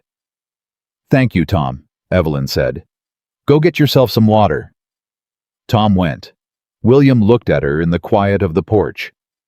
"You're not angry," he said, "about the petition, about what they said." She thought about it honestly. "I'm angry," she said. "I'll be angry about it for a long time, but I'm not going to let it be the biggest thing in the room." She looked at him. "I have better things." He looked at her with that expression. She still didn't have a complete name for the one he wore when she said something that reached him somewhere he hadn't planned to be reachable. "Biggest thing in the room," he said quietly. "Yes," she said. "Like what?" She looked at him steadily. "Like Lily needing lunch," she said, "and the gray mare that still isn't right, and the letters we have to write, and a fraud case to cooperate with, and a ranch to run." She paused. "And the fact that you asked me something at the kitchen table 20 minutes ago and I said yes, and I meant it, and I would like that to be the thing we carry today." He was quiet for a moment. Then, "You're going to be like this forever, aren't you?" "Like what?" she said. "Practical," he said, and the word in his voice was the warmest thing she had ever heard. "Entirely relentlessly practical." "Yes," she said simply. "I am." He looked at her for a long moment with the almost smile, and then it became the actual smile, and she felt it in her chest, like the morning the curtains came down and the light came through and hit everything it had been missing for years. "Good," he said. The wedding was set for October, which gave them 6 weeks. 6 weeks that felt both longer and shorter than they should have. Longer because of everything in them: the territorial court's formal interview with William, the letters back and forth with Helena, the slow unwinding of the Holt case through bureaucratic machinery. Shorter because she was living inside her own life for the first time, rather than watching it from a careful distance. And time moved differently when you were actually in something. Margaret Caldwell sent a note. It arrived on a Thursday, written in Margaret's precise hand on good paper. Not an apology. Margaret Caldwell was not built for apologies, and Evelyn had known that for 20 years. But it was something. It said, "I understand the petition has been rendered unnecessary by recent developments. I hope the matter can be considered closed." Evelyn wrote back the same day. Her reply said, "The matter is closed. I hold no grievance against you. I hope you and your family are well." She meant the first part. The second part she was working on. She showed neither letter to William. He found out anyway, Pete Harlan, inevitably. And he came in from the barn one evening and said, "I heard you wrote to Margaret Caldwell," in the voice of a man genuinely uncertain how he feels about that. "I did," she said. "What did you say?" "That the matter was closed." He looked at her. "Is it?" he said. She thought about the 11 names on the petition, about the particular pain of being reduced to a phrase by people who had eaten her bread. "Mostly," she said honestly. "Some things take longer to close than others, but I'm not going to carry it into the rest of my life." He was quiet a moment. "She hurt you?" "Yes," Evelyn said. "She did." "Then I don't know how you—" "Because being angry at Margaret Caldwell doesn't change what my life is," she said. "And my life is—" She stopped. "What?" he said. She looked at him, standing in the kitchen doorway with the evening light behind him, and Lily's voice from the next room singing something tuneless and cheerful, and the smell of supper on the stove. "Good," she said. "My life is good. I'm not going to let her take up space in something good." He looked at her for a long moment. "I'm going to spend a long time," he said, "trying to understand how you do that." He shook his head in the way he had that meant something between admiration and mild exasperation, the expression she had secretly loved for 3 years before she had any right to love anything about him. She went back to the stove. He sat down at the table. "There's something else," he said. She turned. He had his hands flat on the table, the posture she recognized when he was going to say something he'd been carrying. "The nightmen came to the barn," he said, "while I was in Helena. I told you about it," she said. "You told me the sheriff handled it," he said. "You did not tell me you were the one who stood in the dark and ran them off yourself." She looked at him. "Tom Briggs told you," she said. "Tom Briggs mentioned it in passing last week, and then looked like he wished he hadn't." She turned back to the stove. "The sheriff handled the follow-up. That part was true. Evelyn." "William, you could have been hurt," he said, and his voice was low and controlled in the way that meant the feeling underneath it was neither of those things. "I was not hurt," she said. "I was careful, and I was quiet, and I handled it. You should have written to me." She turned around. She looked at him. "Would you have come back?" she said. A pause. "Yes," he said. "And the land fraud case you were building in Helena?" His jaw was tight. "You know the answer to that," he said. "I do," she said, "which is why I didn't write." She held his gaze. "I am not a woman who pulls a man away from necessary work because she's frightened." I was frightened. I was also fine. Those two things can both be true. He looked at her with that expression she saw when she said something that reached him somewhere unguarded.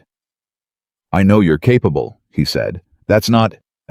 "I know what it isn't," she said. "You're allowed to be scared for me. I'm not arguing against that. I'm saying that protecting your ability to do important work is not the same as hiding something from you." She paused. "I will tell you anything that matters. I told you about the petition the morning I found out. I told you about Holt's second visit immediately. This was a different kind of thing." He was quiet. "Different how?" he said. "This one I could handle," she said. "The others needed you. I know the difference." She turned back to the stove. Behind her, she heard him exhale that long, slow breath she had learned was the sound of him setting something down that he'd been holding. "I need to ask you something," he said. "Ask." "When you said yes at the table," he said, "was any part of that because of the petition? Because you felt like you needed—" "No," she said. "You didn't let me finish. You were going to ask if I said yes because I felt like I needed the protection of a legal tie to this property," she said. "The answer is no. If I wanted that, I'd have said yes when you first suggested it before I knew how I felt." She looked at him over her shoulder. "I said yes because I meant it. Not for the ranch. Not for the petition. For you." He looked at her. "Also," she said, "for Lily. But that's a different kind of yes, and I think you know that." The sound he made was not quite a laugh, but close enough that she felt something warm and certain move through her chest. "Evelyn," he said. Come here." She set the spoon down. She turned around. She crossed the kitchen and stood in front of him, where he sat at the table, and he looked up at her, and for a moment neither of them said anything. Then he reached up and took her hand, not the careful way he had on the porch, but properly, both hands around hers, the way you hold something you're deciding to keep. "I should have come to your door 3 years ago," he said. "You weren't ready 3 years ago," she said. "I told you that." "I know," he said. "I'm telling you that I know what it cost you carrying that alone. I can't give that time back." He looked at her. "But I can spend the next 30 years making sure you know every day that I see you. All of you. Not what this town decided you were. What you actually are." She breathed. "What am I?" she said. He looked at her without looking away. "The most capable person I have ever met," he said. "The most quietly stubborn. The most—" He stopped, and the honesty in him was almost painful. "The most real. You say what you mean, and you do what you say, and you don't pretend things are simpler or harder than they are, and I have spent months thinking that I do not deserve this." She stood very still. "You do," she said. "If I didn't think you did, I wouldn't be here." He looked at her for a moment. "October," he said. "October," she said. He squeezed her hand once, then let go, and she went back to the stove, and behind her he sat at the kitchen table in the early evening, with a quiet on him that was different from all the other quiets she had learned fuller. More settled. Lily came in from the next room and looked between them with her 5-year-old's precise radar. "Did you have another discussion?" she said. "Yes," Evelyn said. Was it a good one this time? William looked at Evelyn. Evelyn looked at the stove. Yes, she said. Lily climbed up onto her chair. Good, she said and reached for a biscuit. I'm hungry. Evelyn put supper on the table. William helped Lily with her cup. The three of them ate together in the kitchen with the windows open and the September air coming in cooler. Now the drought beginning to break at last, and the land outside doing what it did after a long dry stretch, quietly, slowly beginning to let things grow again. She did not say it then. She did not say it yet. But somewhere between the petition and Helena and the wire about Holt and the hand around hers at the kitchen table, something had finished being decided.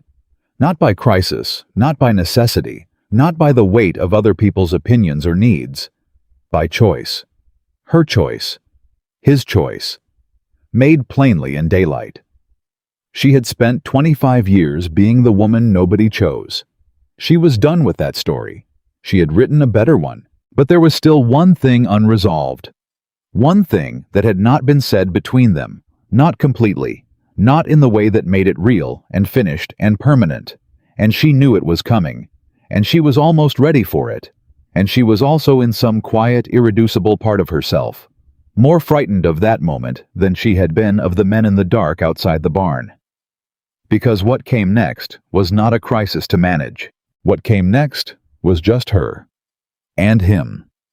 And the choice made plain in front of the whole town that had spent 25 years deciding who she was.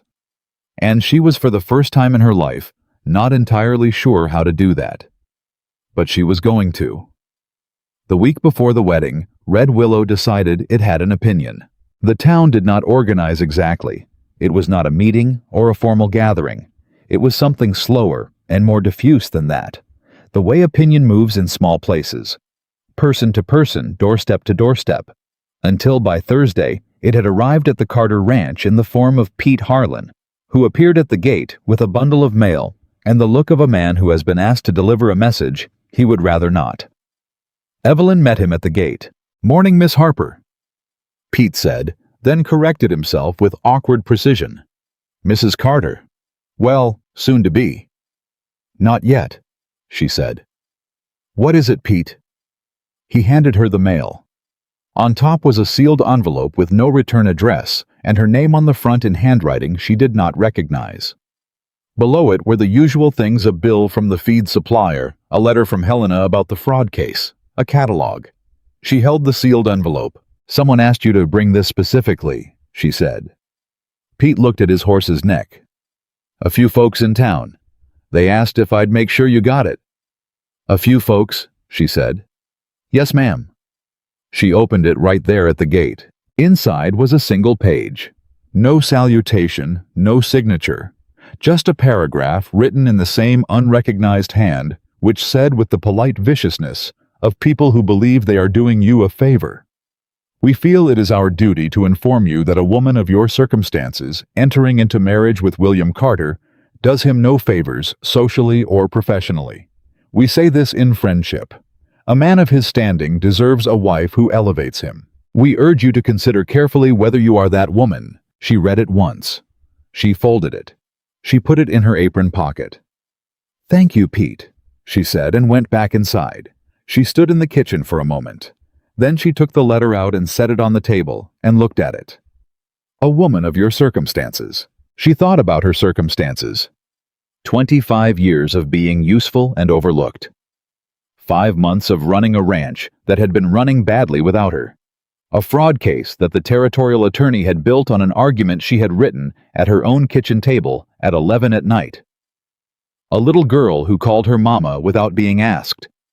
A man who had told her she was the most real person he knew and had meant every word, and she had believed him because she had learned to tell the difference. Those were her circumstances.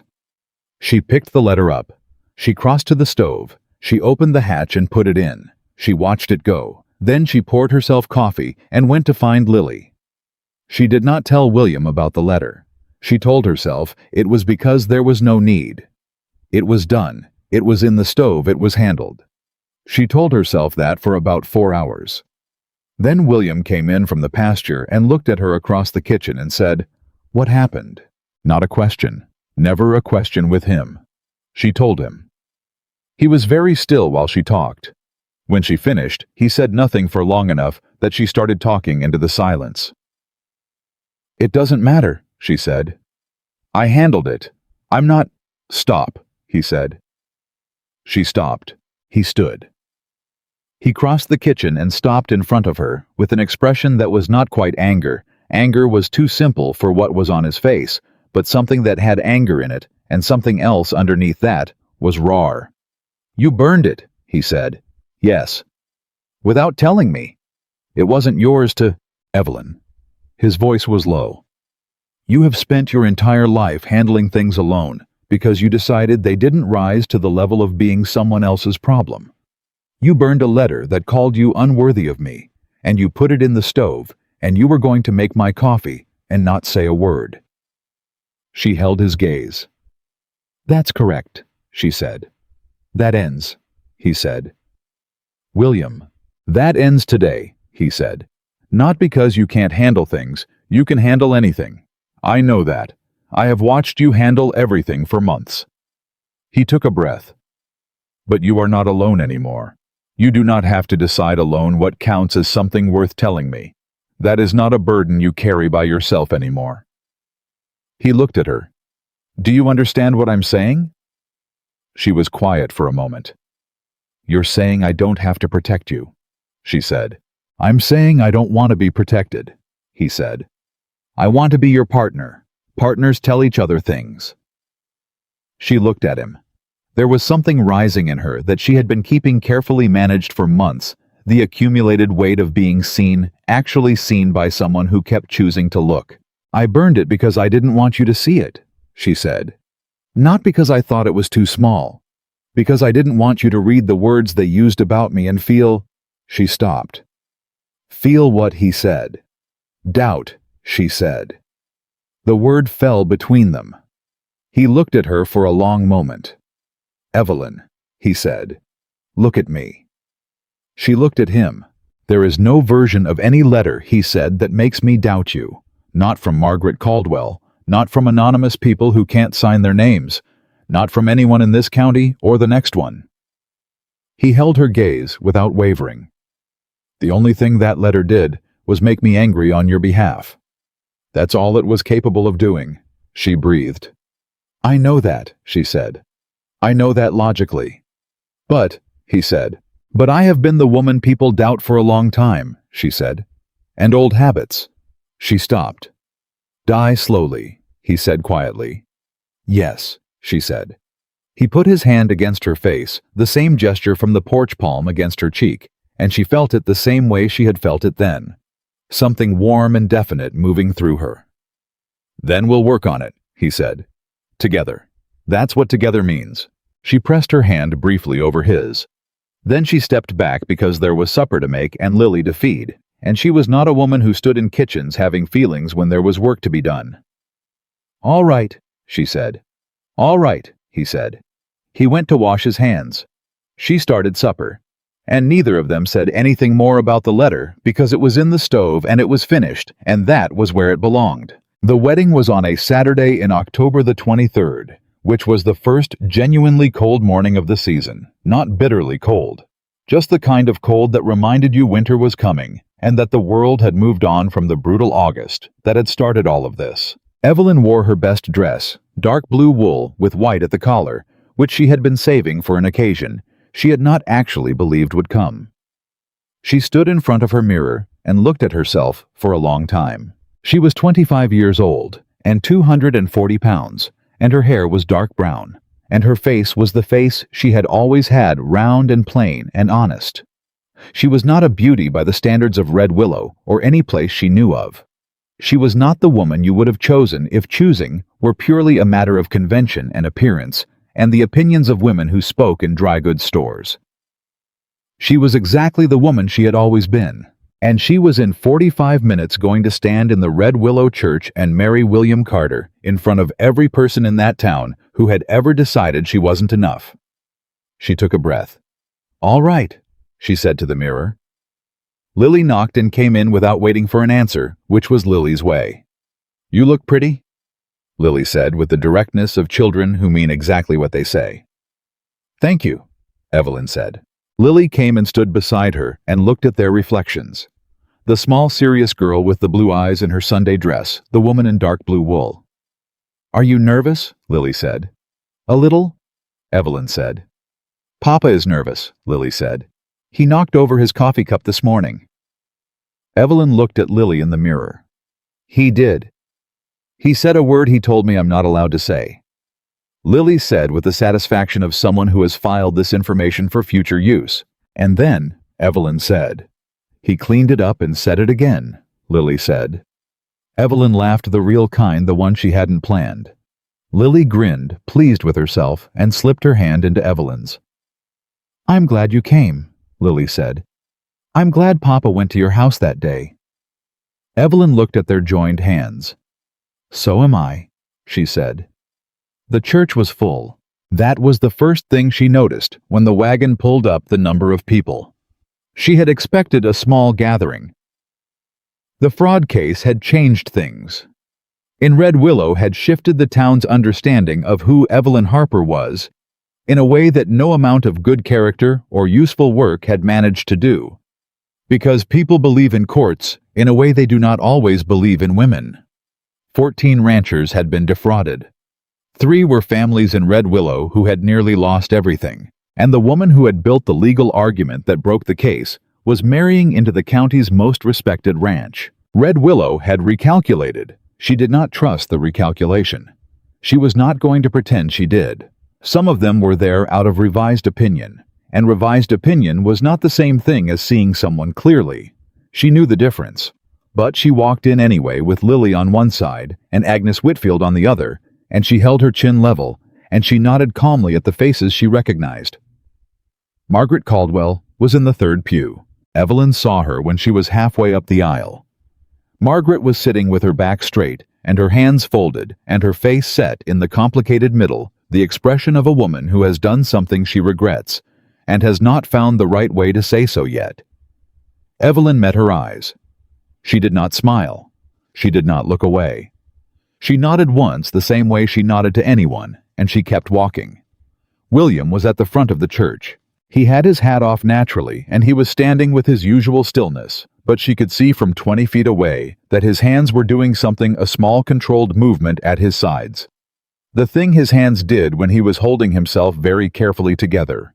He was looking at the back of the church waiting for her, and when she came far enough up the aisle for him to see her clearly, she watched the stillness in him change. Not dramatically, not obviously to anyone who didn't know how to read him, but she knew how to read him. She watched him breathe. She walked up to him and stood beside him, and the minister said something. She heard it, she would remember it later, and she looked at William, and he looked at her, and neither of them needed the words for this particular moment, because they already knew everything the words were going to say. The minister reached the vows. William said his. She heard every word. His voice was entirely steady, which cost him something, and she honored that by not looking away. Her turn. "I, Evelyn Margaret Harper." Her voice cracked on her own name. Not broke. Cracked. A single fault line through the word Evelyn that she had not planned for and could not stop. She heard it. He heard it. He moved his hand to hers, unhurried and deliberate, and she felt the warmth of it, and she steadied, and she said the rest of it clearly, every word, her voice back to its normal register. She meant every syllable. When it was done, she was a married woman. She thought she would feel different. She thought there would be something dramatic, a shift, a click of something settling into place. What she felt instead was quiet. A very deep, very warm, very certain quiet, the kind you feel when you have been walking a long way and you finally sit down somewhere you intended to reach. She was where she had been going. She had been going here for a long time. After the ceremony in the yard outside, Tom Bassett appeared in front of her. She had not expected that. He had his hat in his hands, the same gesture William had used on her porch the morning that started all of this, and he had the expression of a man who has practiced something and is now less confident in it. "Mrs. Carter," he said. She looked at him. "What I said at the feed store," he said. It wasn't right. I've been thinking about it for months. He looked at his hat. I said it because that's the kind of thing I said, and I didn't think about what it meant, and I should have. He looked up. I'm sorry. She looked at Tom Bassett, 28 years old, broad-shouldered, standing in front of her with his hat in his hands and his face genuinely uncomfortable. Tom, she said, I accept your apology. He looked like he'd expected more pushback. You thought before you said something today, she said. That's the whole of what I wanted. She held his gaze. Keep doing that. He nodded, clearly uncertain whether he'd been let off easily or simply efficiently, and moved away. William appeared at her elbow. What did he want? To apologize, she said. Did you accept it? Yes. He looked at where Bassett had gone. He meant it. I think so, she said. People can mean things and still have needed years to get there. He looked at her. You are extraordinarily fair. I am extremely tired of carrying things, she said. It's different. He made the sound that was almost a laugh, and she felt it the same way she always felt it, like something coming through a door that had been closed a long time. Agnes Whitfield found her 20 minutes later. Agnes was crying, apparently making no effort to stop, and she pulled Evelyn into an embrace tighter than her moderate temperament usually suggested. I'm so happy for you, Agnes said into her shoulder. Agnes, Evelyn said, patting her back. Agnes, I'm fine. I know you're fine, Agnes said, pulling back and pressing her handkerchief to her face. I've always known you were fine. That's the thing. I've always known, and I didn't... She stopped. I didn't do enough. You came with the petition, Evelyn said, when you didn't have to, when Margaret would have been furious with you for it. She held Agnes's gaze. That was enough. Agnes wiped her eyes. I signed the letter telling your cousin in Colorado that you'd be coming someday. Evelyn stared at her. What? Last year, Agnes said, miserable. Before William came to your door. Some of the women were writing to your cousin Martha, telling her you might need somewhere to go, that a fresh start might... She stopped at Evelyn's expression. It was wrong. I knew it was wrong. Evelyn was very still. Martha wrote to me twice, she said. Last summer. I know, Agnes said, small and wretched. Evelyn looked at her for a long moment. She thought about the letters in the drawer under the counter, about the morning she had made the list to leave and the knock on the door, and the way everything had pivoted on that single Tuesday. She thought about what would have happened if she had left before William came. Agnes, she said. I'm so sorry, Evelyn. I know you are, she said. And then, because it was her wedding day, and because Agnes, for all her imperfect courage, had been the one person who came through her gate with a warning, it doesn't matter now. None of it matters now. Agnes cried for another minute. Evelyn handed her a handkerchief and looked across the yard to where William was talking to the sheriff with Lily on his hip, and his hat back on his head, and the October afternoon doing something gold and clean around all of them. He looked up. Across the yard, across everything that had been between them and was no longer. He found her eyes the way he always found her eyes, directly without searching. He tilted his head a fraction of an inch. Are you all right? She tilted her chin up. Yes. He nodded once and went back to his conversation. She went back to Agnes. This was the whole of it, she thought. Not the big moments, not Helena, or the petition, or the vows in the church. Those were real, and they mattered, and she would carry them. But the whole of it, the texture of an actual life, was in the small exchange across a yard. The look that meant something. The answer that meant something back. The certainty, quiet and without drama, that someone was watching for you and would keep watching. She had not had that before. She had it now. She would not waste it. The reception was at the ranch. Agnes and 2 other women had organized it while Evelyn had been carefully not knowing about it, which meant walking into the yard that afternoon and finding it decorated in ways that made Lily gasp and say, "It's like a story." There was a fiddle player from the south end of the county who played the kind of music that made you want to move, even if you'd decided you weren't going to. William danced with Lily first. She stood on his boots, and he moved slowly, and she counted the steps aloud with intense concentration, and Evelyn watched them from the edge of things and felt the particular sweetness of a moment so exactly right that you don't trust it until it's over and still real. Then William looked up. He crossed to her. He held out his hand. "I don't dance," she said. "You haven't tried?" he said. "I know myself. You also knew you weren't going to cry at the vows," he said. She looked at him. "That is not a fair use of that information," she said. He kept his hand out. She took it. He was a better dancer than she expected. She was worse than she'd told him, but he kept them moving, and after about 2 minutes she stopped thinking about her feet and just followed where he led, which was not something she did easily and which she was going to need to think about later. Lily circled them twice, then got distracted by the food table, which was exactly the right priority for a 5-year-old. "She looks happy," Evelyn said. "She's been happy since July," William said. "Since you moved in. That's a long time to keep quiet about it." "She comes by that honestly," he said. She looked at him. He was looking back with the actual smile, the full one, the one that still did things to her chest she had not entirely adjusted to. "You realize," she said, "that everyone in this yard spent the last 6 months deciding who we were and what this was." "I know," he said. "And now they're watching us dance."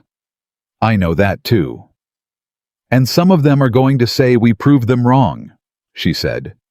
"And some will say they always hoped for this. And some will quietly revise what they remember about what they thought."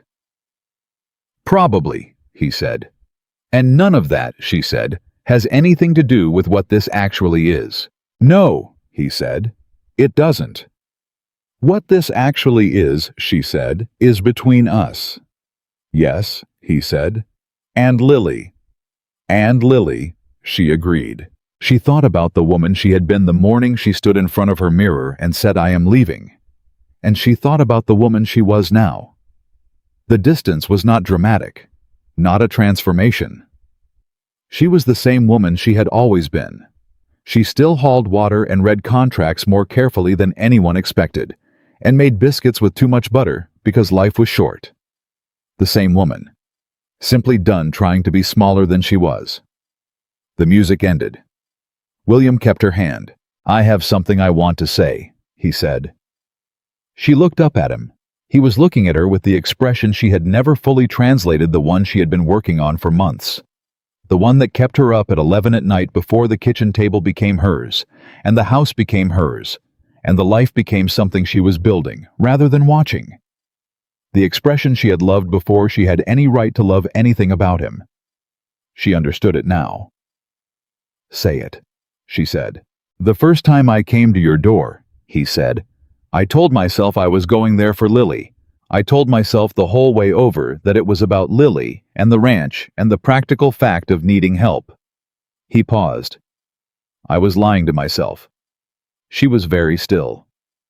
"I'd been wanting to come to your door for a year," he said. "I just needed a reason honest enough to let me knock." She breathed. "A year," she said. "At least," he said. "You watched me from the road," she said. "All that time. You seemed like you'd made your peace with things," he said. "I was afraid of being wrong about what I was reading. About whether you wanted—" "I wanted," she said. "I know that now," he said.